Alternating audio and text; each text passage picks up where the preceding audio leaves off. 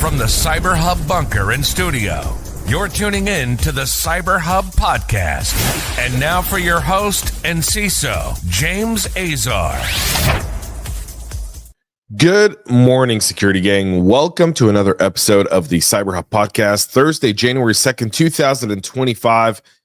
Thanks for tuning in this morning. So, news cycle's a bit slow. What I mean by that is, unlike many other holidays, we actually saw a decrease in activity, at least in the reporting of activity, meaning business disruption. That specifically indicates resiliency, which we'll talk a little bit about on this morning's show, as well as some vulnerabilities that need to be patched up and so much more. So without further ado, join me for a coffee cup cheers this morning. Coffee cup cheers, y'all. I'm going to lead off with our Saturday morning article.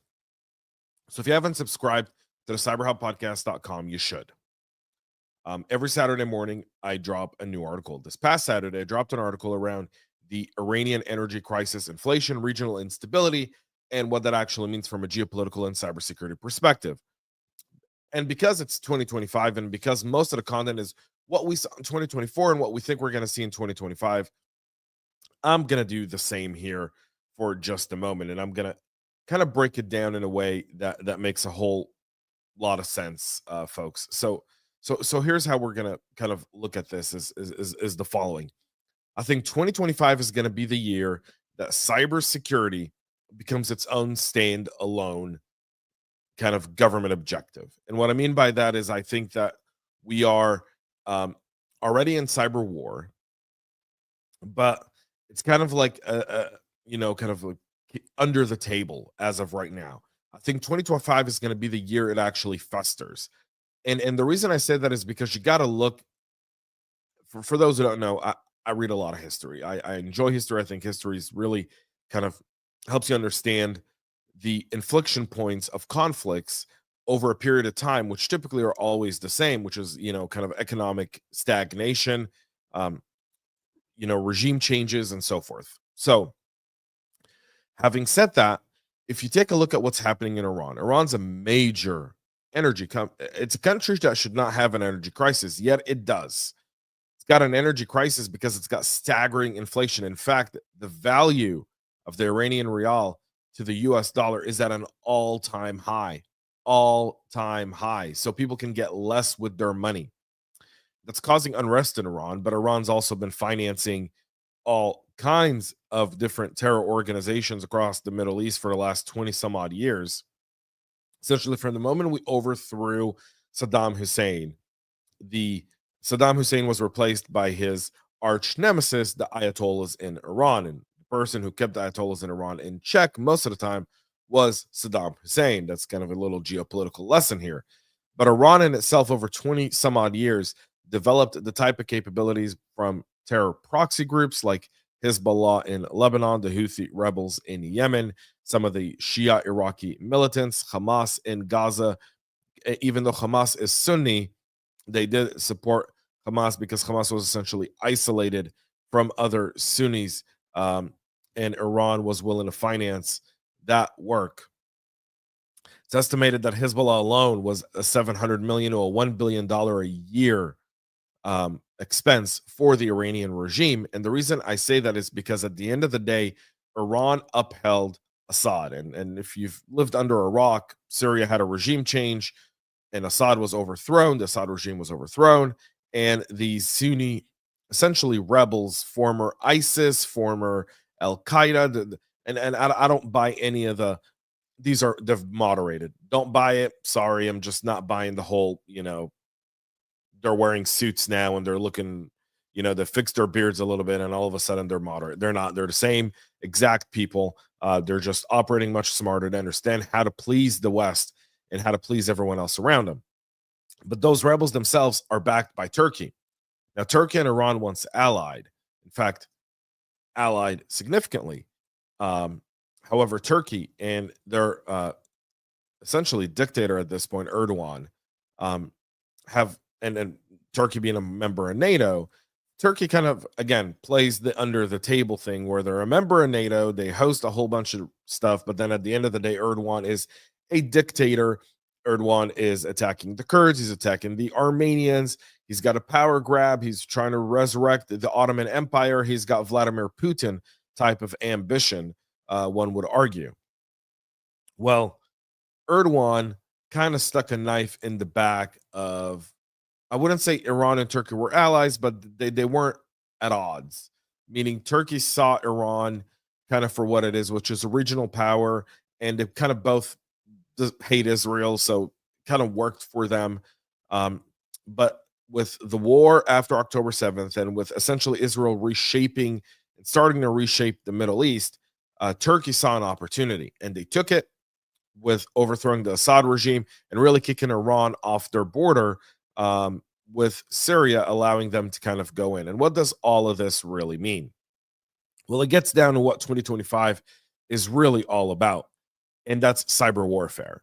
I think 2025 will be the year where cyber warfare is weaponized, not only against governments and data breaches, but also against disruptions of government facilities and civilian infrastructure in the namesake. We saw what Russia did to the Ukraine, and I think that escalates. I think that's going to escalate because Iran isn't going to go away. Iran have invested billions and billions of dollars in establishing kind of a foothold, the Shiite crescent. And if you take a look at a map, and I didn't put a map on here, the influence of Iran looked very much like a crescent.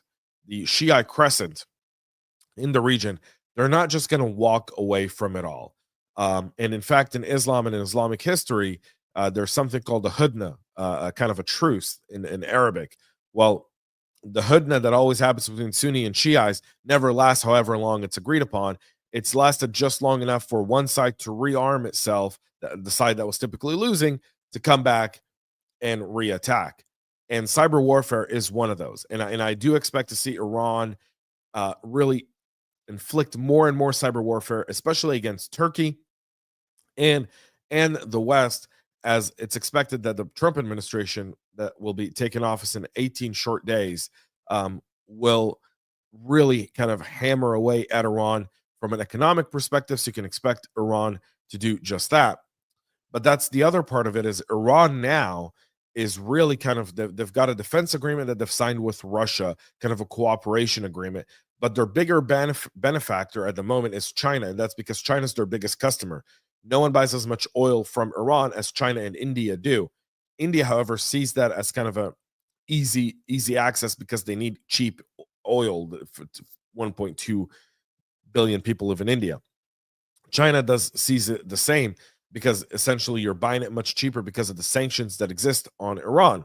And so there's that, and those sanctions are going to come back on Iran, and I think they're going to be tougher than ever. So that impact is going to lead to some sort of cyber warfare that I think is going to lead to a whole shift in cybersecurity. And none other than Mike Waltz, the incoming national security advisor for President Trump, said that we need to start going on the offense in cybersecurity. We need to change our cybersecurity doctrine that was drafted around 10 years ago by the Obama administration. That doctrine needs to really change. The U.S. government's got to go from defense, because defense doesn't work alone. You've got to have offense, and that offense is coming. And so couple all of that together, I see 2025 being the year where cybersecurity really does take front and center. Someone yesterday on our YouTube channel commented on the fact that we should see a cyber force, that Trump should create a cyber force. I agree. 100% support that comment by one of our YouTube community members. Absolutely. Cyberforce should become the 7th branch of the U.S. military, and then we should strip it away from all other branches. We should create a standard. And we'll get into that in a bit, because I'm going to talk about the H-1B visa thing that's going on right now, kind of across the outrage of bringing in foreign employees for American jobs, etc. I have a take on that as well that I also think will be part of 2025 and its impact, right?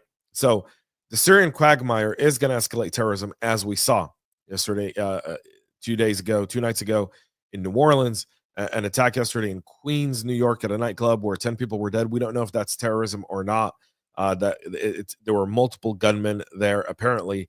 And then obviously the Cybertruck blowing up in front of Trump Hotel in Las Vegas yesterday as well. All of those kind of shown you kind of the trend here which is, by the way, if you're an adversary and you realize someone really hard's coming through, as Whitney Cummings said, the Democrats have spent 4 years propping up a dead body rather than trying to prop up a new candidate for the presidency. If you saw that clip, it's absolutely phenomenal. The way Whitney Cummings roasting 2024 might be the best roast of the year. And by the way, the most honest one. That's why it resonated. And it's making its rounds. But if you take a look at that, right, and you kind of understand the fact that people understand Trump's going to come in and they're looking at his first term and they're saying, all right, they're trying to create additional bargaining chips, stuff that would be very easy to kind of take away, but will also become a disruption and become a headache and a nuisance to the incoming Trump administration. That's what we're kind of seeing now with the all of a sudden rise of ISIS again, right? By the way, ISIS never went away. Trump never got rid of ISIS. We never got rid of Al Qaeda either, because and we have this fallacy that thinking that we could just go in and maybe kill a few leaders and kill leadership and be done with it. We didn't kill Israel hasn't killed Hezbollah yet, even though they've eliminated most of Hezbollah's leadership, right? They haven't killed Hamas. In fact, a new report last night from Israel's leading newspaper, Ynet, talked about the fact that Hamas is still recruiting, and they still have a force of 10 to 15,000 terrorists in Gaza. And that's simply because they're still able to rule Gaza because they're stealing all the aid that goes into Gaza. And so in order for us to understand how to defeat that, we have to understand that we have to uproot it at the freaking root, right? ISIS has got to be dismantled, not from a leadership perspective. It's great to kill the leader. It's got some monumental, but these guys, they're replaced like you replace toilet paper in your bathroom, right? You finish a roll, take it out, put a new one in, move on with your life, right? You're still using the same bathroom. No one stops using the bathroom because you ran out of toilet paper. You've got to really undermine it. You've got to rip it from the ground, the ideology and every single aspect of it. You've got to make it so that it's not even worth it to consider doing it. We haven't done that. We haven't done that. Israel needs to do that. The U.S. needs to do that. The West needs to do that because there's going a clash, and the clash is coming in 2025. I strongly believe it just based on the first few days of this year, but also looking at history and looking at 2024. So, Iran for itself is backs against the wall. China's backs against the wall as well. Economically, China's GDP is 292%. That's unsustainable. That will crash. That will come crashing. China and Iran. Keep your eye out for that. Let's go ahead and continue again. Salt Typhoon. That's a big one here. And kind of what's going to be the fallout here. Again, the FCC failed to enforce the 1994 bill that Congress passed for telecom security. So should we, and now we just paid another $3 billion as part of the NDAA for rip and replace. There's not one person on this planet or in federal government that can look at me with a straight face and tell me, we didn't think that China was going to build backdoors into technology 20 years ago. Bullshit. I call bullshit. The only difference is now every American knows that China's an adversary. Every American knows that when I buy something from China, I'm supporting someone who wants to see the downfall of my country. And so now we got to spend taxpayer money to fix stuff that the government itself failed to address at the very beginning for whatever reason. But now we need to address it because the threat is no longer sustainable. This is no longer a sustainable model for any country. A death by 1,000 cuts is no longer a thing. So how do we come back from Salt Typhoon? How do we deal with Iran? We go right at the source. Isolation. We push for the people there to demand regime change from their regimes because it's not the people always. It's a lot of times the regime. So if you can get those regime changes without having to use military force, and you're able to bring in people who actually want to be part of a global community, you might be able to make changes. But as many of you know, people with power rarely give it up easily. Not everyone is Assad, who just boards a flight to Russia with billions and billions of dollars. And I don't believe that Assad is gone for just one moment. I believe Russia, Iran, and Assad are game planning how to continue to destabilize Syria. The story of Syria is nowhere near over. Don't believe anything the media is selling you now at all. None of it is true. There's a a civil war will continue in Syria. Syria is a melting pot of different cultures, of different strands and different sects of Islam. There's used to be a large Christian Arab minority in the country. There's Druze. There's the Alawites, which are kind of the sect that Assad represented, a very small minority there as well. No one's walking away from that. No one. So keep your eye out for that. All right. Let's move to some cyber news. Sorry, I went about 5 minutes longer than I wanted to on that. CISO added the Pan OS vulnerability for Palo Alto's firewall CVE 2024-33903 to its KEV catalog, urging everyone to address that. So you want to make sure you get that patched up. Details have now emerged about a patch security vulnerability in Dynamics 365 and Power Apps Web API that could result in data exposure. The flaws were discovered by Melbourne-based cybersecurity company Stratus Security.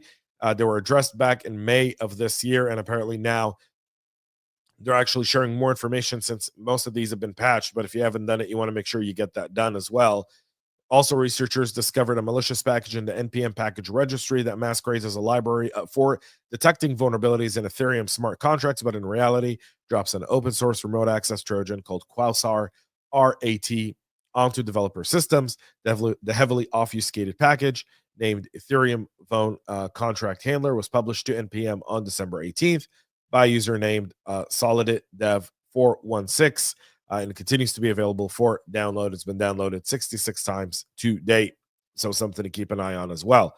A House member in Pennsylvania is now sponsoring a bill to double cyber resilience funding for local water utilities. Chris Deluzio, a Democrat, unveiled the Water Authority Cybersecurity Protection Act on Friday of last week, which would authorize $25 million in funding over 2 years through a program that will help community-based water systems design programs for emergency response. No, they need programs for cyber resiliency. Again, when we let politicians solve business problems, we don't get that. All right, the H-1B debate here is really kind of heating up, or kind of cooling down, I guess. It heated up over the weekend, and now it's kind of cooled down, where tech companies really enjoy kind of bringing in H-1B, which are kind of skilled foreign workers. Highly skilled foreign workers is what it calls for, but that standard has been really dropped to cheap foreign labor that comes into this country. The ending of it by many, there's in our own cybersecurity industry, we know many people that are very, very talented that are still looking for work. 6 months, 12 months, 18 months. American workers should have a top priority, period. And if you don't have those skills, then we could talk about it. But American workers should have that priority. And finally, CISA advising everyone to kind of drill deep into their mobile phone settings, sharing a whole bunch of guidance around making sure that you secure your devices after an assault Typhoon, enabling fast identity phishing resistance authentication, like hard-coded hardware-based FIDO keys, end-to-end messaging like Signal, and stop using traditional SMS and set a personal PIN for your telecom providers and use password managers. Again, all the stuff that we talked about previously. So stuff that we've mentioned here on the show, but still nothing else to take away from it. So that's it for our show. Again, this morning, we'll be back Monday, 9 a.m. Eastern. It's a new year. And yes, it is going to be a very challenging year. It's going to be a year that I think will redefine a lot of what we know. It's a quarter of a century into this. When you think of the previous century, in the first 25 years of the 1900s, right? If you go back to 1900, they've already worked past World War I, and just a quarter of a century in a depression of sorts that really excavated and exaggerated itself back in the crash of October of 1929, and then subsequently World War II. So we're doing a little bit better in trajectory in terms of wars, although we've had more wars, technically speaking, than they did the previous century. We've had less people dead, and healthcare systems have kept more people alive, with life expectancy being almost, I think it's like 70% higher than it was a century ago. So it's a great time to be alive. We've got a lot of challenges ahead of us, but we're well equipped to deal with them. We just have to stick together and go do that. That's it for the show. Again, back Monday, 9 a.m. Eastern. Hopefully by then, news cycle will be much better. Until then, have a great rest of your day, y'all. Thank you so much for tuning in. Make sure to subscribe, follow, share, like, and comment below. And Anthony, thank you so much for your comment. I'm glad that resonated. And Ernesto, happy Thursday to you as well. Have a great weekend, y'all. Enjoy the first weekend of 2025. And most importantly, stay physically safe and also stay cyber safe. Go Dogs. We love feedback, so make sure to connect with us on social media and subscribe to our podcast on your favorite podcast listening platform.